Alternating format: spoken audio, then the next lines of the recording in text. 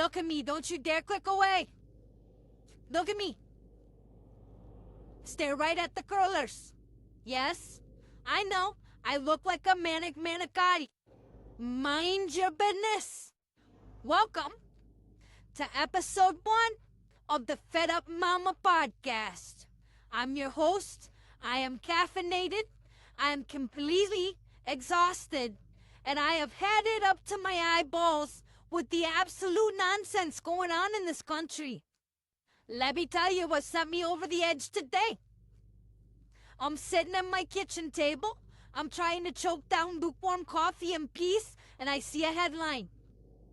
Congress holds hearing on whether to mandate warning labels on smartphones to protect adolescent mental health. Oh, thank God!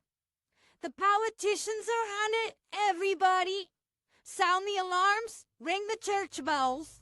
A bunch of 80-year-old men in tailored suits who still print out their emails are gonna save our children's brain with a little sticker. Give them a Nobel Prize for common sense. Are you out of your mind, Myra? Listen to me. Since when did we as American parents throw our hands up in the air and say, "Oh, geez, Senator, I really don't want my 12-year-old looking at degenerate garbage on an algorithm for 7 straight hours, but I can't stop them until you come and pass a resolution"? Since when do we need an act of Congress to walk across the living room, take the glowing rectangle of doom out of our kids' hand and say, "No"? What happened to no? Did the word no get taxed by the IRS? Did it get banned under executive order? We have completely lost the plot. Everyone is sitting around begging the government to come into our houses and do the job that parents used to do with a raised eyebrow and a pair of house slippers. We are outsourcing our backbone to the bureaucrats who can't even balance a budget. And then we act shocked when the whole damn house falls apart. Well, not in this house. This is a we the people kind of show. Change doesn't come from Washington, sweetheart. Change comes from whatever is happening between your 4 walls. Now, before somebody jumps in my comment section talking about, "Oh, Mama, you're just an angry boomer who doesn't understand technology." Stop right there. I'm in college right now. I'm finishing my degree in psychology with a 3.9 GPA, I might add. I do the actual reading. I do the research. I pull the clinical journals. I look at the data.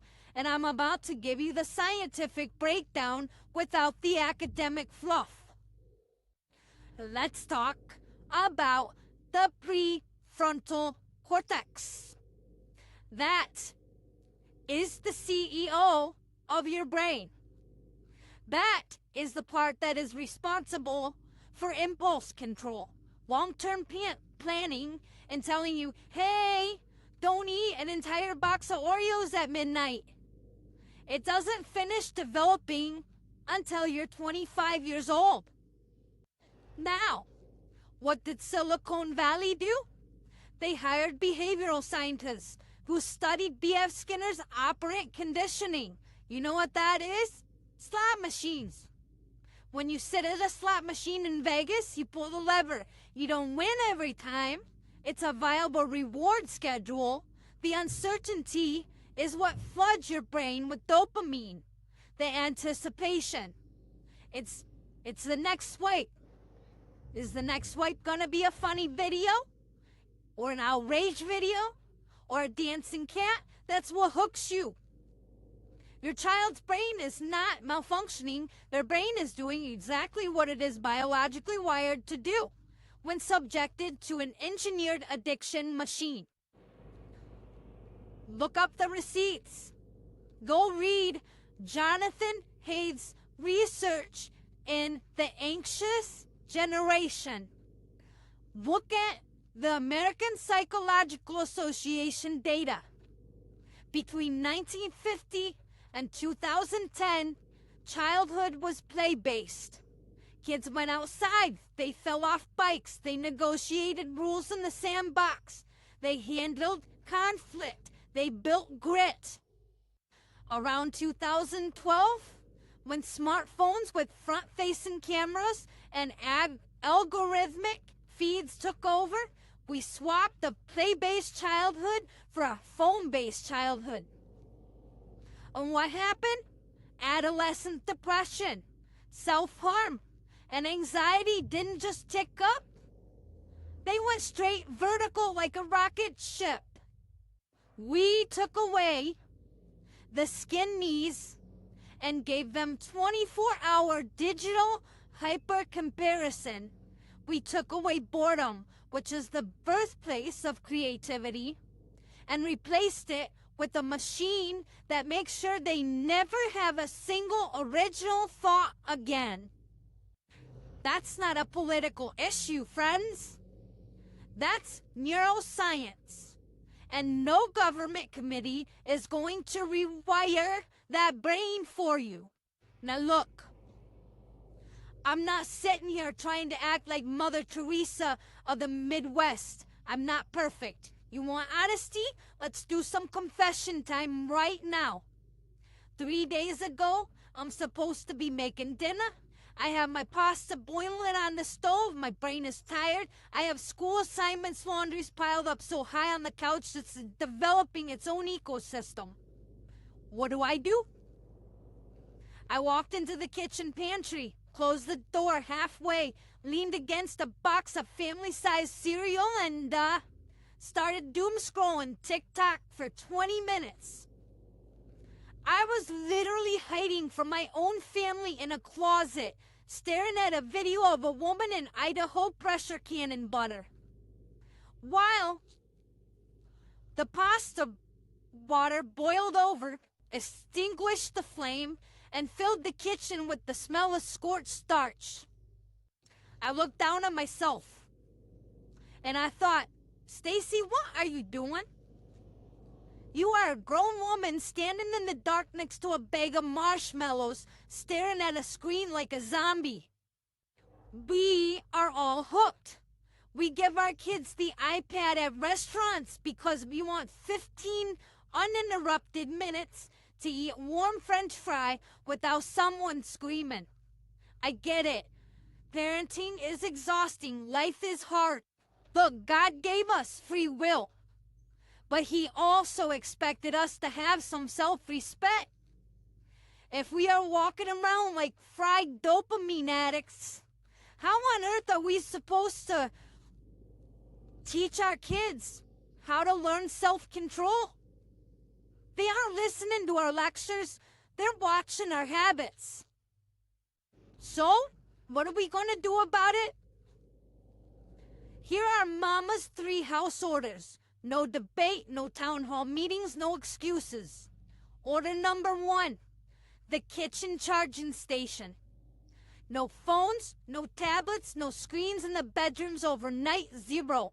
If your kid says, oh, but Mama, I need it for my alarm clock, buy them a $5 wind-up clock from the store with the bells on top that scares the living soul out of them through 6:30 in the morning. Sleep deprivation is the #1 driver of adolescent mood disorders. Get the blue light out the bedroom. Order number 2, bring back boredom. When your kid comes up to you and says, I'm bored, do not hand them a screen. Look at them right in the eye and say, praise God. Go figure something out or I'll find a baseboard for you to scrub. You'll be amazed at how fast their imagination kicks in when manual labor is the alternative. Boredom builds neural pathways, dopamine feeds atrophy. Order number 3, put your own phone in jail at dinner. When you sit down at that table, put your phone in another room, look at each other, talk about your day. If there's an awkward silence, let it be awkward. That's how families actually connect. Reclaim the family culture. All right, Before I get out of here, we do have a quick question from a listener named Sarah in Ohio. Mama, my 14-year-old threw a massive fit because I took her phone during homework hours. She said all her friends have unlimited access and I'm ruining her life. What do I say? Well, Sarah, sweetheart, grab a pen. You look at her and you say, honey, my job is to raise a capable, mentally stable adult, not to win a popularity contest in middle school, cry a river, build a bridge, and finish your algebra. End of story. You're the parent. Stand in your authority. That's all the time I have for today. Go look at the research receipts in the show notes. Read Jonathan Haidt. Read the APA advisory. Stop waiting on the government to fix your home. Turn off the Wi-Fi, touch some grass, talk to your family, and wake up. This is the FedUpMama Podcast, and I am out. Don't forget, comment, like, and subscribe and share.